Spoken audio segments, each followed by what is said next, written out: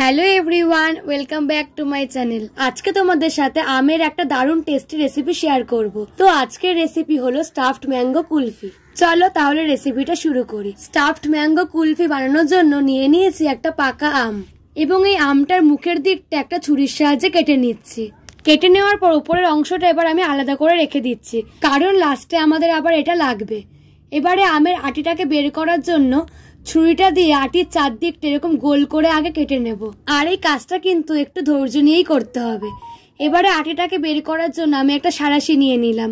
সাঁড়াশিটা দিয়ে আটিটাকে খুব শক্ত করে চেপে রেখে আমটাকে এরকম ঘুরিয়ে ঘুরিয়ে আস্তে করে আটিটা বের করে নেব। দেখো কি সহজেই সুন্দরভাবে আটিটা বেরিয়ে গেছে। এবারে এই আমটাকে আমি আলাদা করে একটা সাইডে রেখে দিচ্ছি। আর এখন আমি কিছু ড্রাই ফ্রুটসকে খুব ছোট ছোট করে কেটে নেব। এর মধ্যে আমি কয়েক টুকরো কাজু বাদাম নিয়েছি, কিশমিশ নিয়েছি আর কিছুটা চিনে বাদামও নিয়েছি। ড্রাই ফ্রুটস গুলোকে কিন্তু খুব একটা ছোট ছোট করে কাটিনি, একটু মিডিয়াম সাইজই রেখেছি। তোমরা চাইলে এগুলোকে কিন্তু পেস্ট করেও দিতে পারো, মানে বাদামগুলোকে, কিন্তু এরকম ছোট ছোট করে কেটে নিলে মুখে পড়লে বেশ ভালো লাগে। দেখো ড্রাই ফ্রুটস গুলো কাটা কিন্তু আমার হয়ে গেছে। এবারে গ্যাসে একটা বাটি বসিয়ে তাতে দিয়ে দিলাম 250 ml মতন দুধ। আর দুধটাকে কিন্তু খুব ভালো করে ফুটিয়ে নিতে হবে।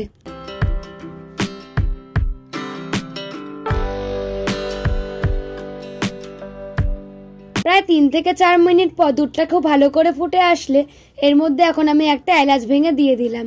এবারে একটা বাটিতে সেই গরম দুধ থেকে কিছুটা পরিমাণ দুধ তুলে নেব, তাও 7 থেকে 8 চামচ মতো নিয়েছি।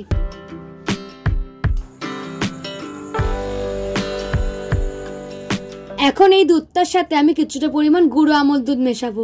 দেখো এই চামচে 2 চামচ মতো গুঁড়ো আমল দুধটা হয়েছে, তাই ততটা পরিমাণে দুধ খুব ভালো করে মিশিয়ে নেব।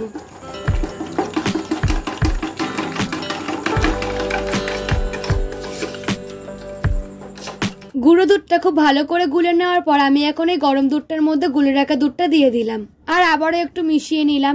এবারে এর মধ্যে আমি দিয়ে দেবো চিনি। এখানে আমি প্রথমে 4 চামচ চিনি দিয়েছি এবং পরে আরো 2 চামচ দিয়েছিলাম। যেহেতু আমরা একটু মিষ্টিটা বেশি খাইতে একটু বেশি মিষ্টি দিয়েছি। তোমরা এখানে কিরকম মিষ্টি খাবে সেই বুঝে তোমাদের পছন্দ মতো মিষ্টিটা দিও। চিনিটা খুব ভালো করে গলে গেলে এখন আমি এর মধ্যে দিয়ে দিচ্ছি কেটে রাখা ড্রাই ফ্রুটস গুলোকে। তারপর আবারও একটু মিশিয়ে নিলাম। আর দুধটাকে কিন্তু খুব ভালো করে জাল দিতে হবে, মানে এতটাই জাল দিতে হবে যাতে এর কোয়ান্টিটিটা পুরো হাফ হয়ে যায়। আর এখন আমি দুধ থেকে এলাচটাও তুলে নিলাম, না হলে পরে মুখে পড়লে না এলাচটা যেন কেমন লাগে খেতে। দেখো দুধটা কিন্তু বেশ ভালো মতন ঘন হয়ে গেছে, ঠিক এতটা পরিমাণে ঘন করতে হবে। এবারে আমি গ্যাসের ফ্লেমটা নিভিয়ে দিলাম।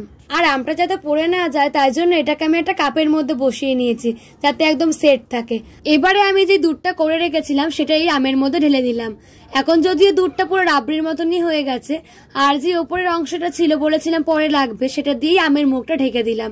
আর এটাকে আমি প্রায় 9 থেকে 10 ঘন্টা মতো ডিপ ফ্রিজে রেখে দেবো। দেখো 9 থেকে 10 ঘন্টা পর আমি এখন আমটা ফ্রিজ থেকে বের করে নিলাম। এখন আমি এরকম একটা কাটারের সাহায্যে আমের ছোকলাগুলো ছাড়িয়ে নেব।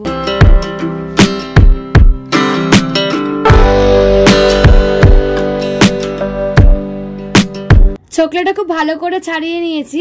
আর দেখো কি সুন্দর দেখতে হয়েছে, ওপর থেকে কি ভালো লাগছে দেখতে। চলো এবার এটাকে পিস পিস করে কেটে ফেলি। ওপর থেকেই তো এত সুন্দর দেখতে হয়েছে, আর কাটার পর তো ভেতরটা আরো সুন্দর লাগছিল দেখতে। আর এগুলোকে যেমন দেখতে ভালো লাগছিল, খেতেও কিন্তু খুব সুন্দর হয়েছিল। আর এখন তো আমেরই সিজন, তাই তোমরাও একবার এইভাবে ট্রাই করে দেখতেই পারো। এটা কিন্তু খেতে সত্যি খুব ভালো হয়। যাই হোক, তোমাদের যদি আমার এই রেসিপিটা ভালো লেগে থাকে তাহলে প্লিজ একটা লাইক, কমেন্ট, শেয়ার এন্ড চ্যানেলটিকে সাবস্ক্রাইব করে দিও। আর ফেসবুক থেকে দেখে থাকলে প্লিজ একটা ফলো করে দিও। দেখা হচ্ছে নেক্সট ভিডিওতে। Thanks for watching, tata.